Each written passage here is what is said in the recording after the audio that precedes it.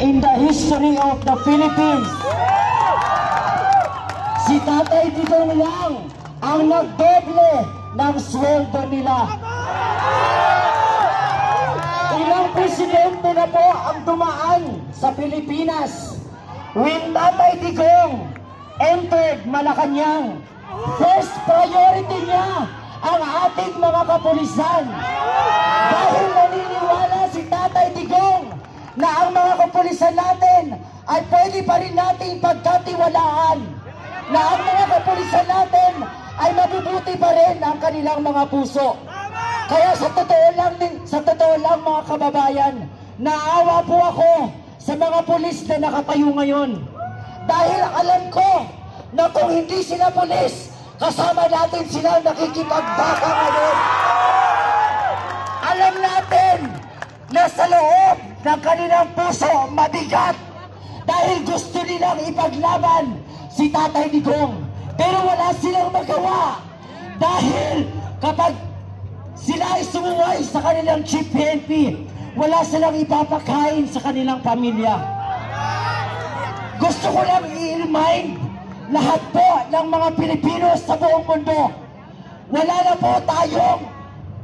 po tayong tiwala sa media ngayon. Ang ABS-CBN, ang GMA, wala na. Hindi na nila binabalita ang nangyayari ngayon.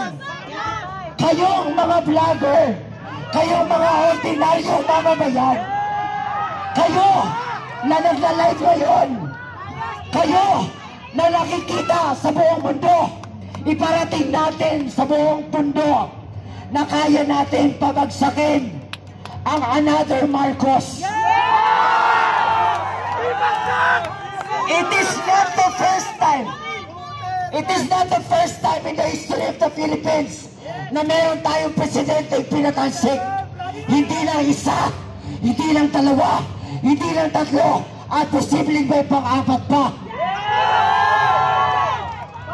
Ako po ay isang proud Mindanaoan. Nanggaling po ako sa hirap. Ngayon po ay nanggaling pa ako sa Laguna. Kanina po habang ako ay nasa opisina, hindi po ako makapagtrabaho ng maayos.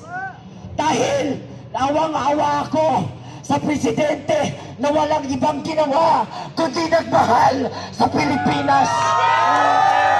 Awang-awa ako sa presidente na binigay ang buhay para sa mga Pilipino. Awang-awa ako sa presidente na kayang magpakulong ng sarili niya para sa kinabukasan ng mga anak ninyo, ng mga apo ninyo, at ng kinabukasan ng bawat Pilipino.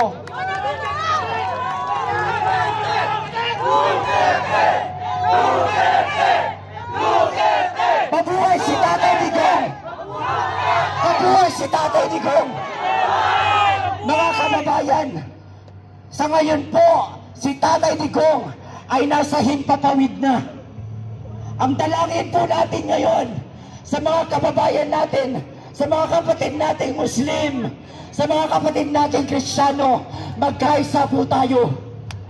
Ipanalangin po natin ang kaligtasan ng ating minamahal na si Tatay Digong.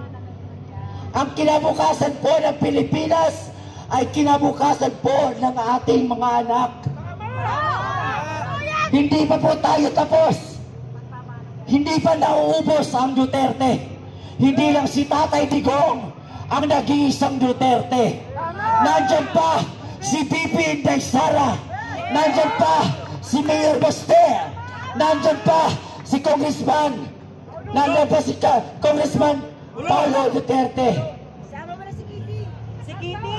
Darating pa ang nag-iisang sumusunod naman na Inday Sara. Ang nagaganda si Kitty Duterte.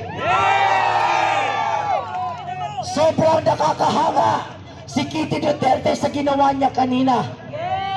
Kung pwede lang niyang sapakin si Torre, ginawa niya na.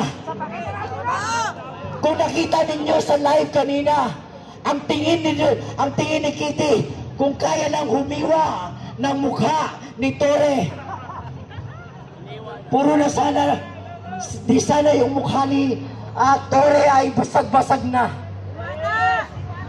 Sobrang nakakaawa po si Tatay Digong. Mga kababayan, muli po, hindi pa po tayo natatapos dito. Please, stay vigilant. Maging mapagmatsyag po tayo. And be open. Lahat po ng nanonood sa live ngayon, I am talking to all of you.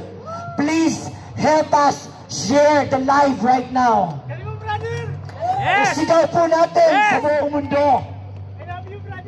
Wala pong karapatan ang ICC dito sa Pilipinas.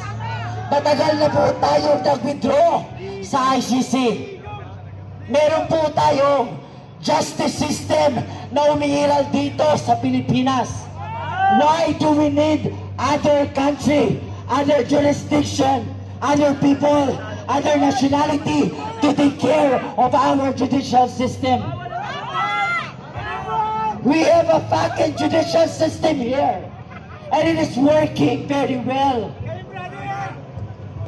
Kaya mga kababayan ko, maubos man ang boses natin dito, alam ko may kahihinatnan ang ginagawa natin ngayon. Si Tatay Digong, nung panahon na wala na tayo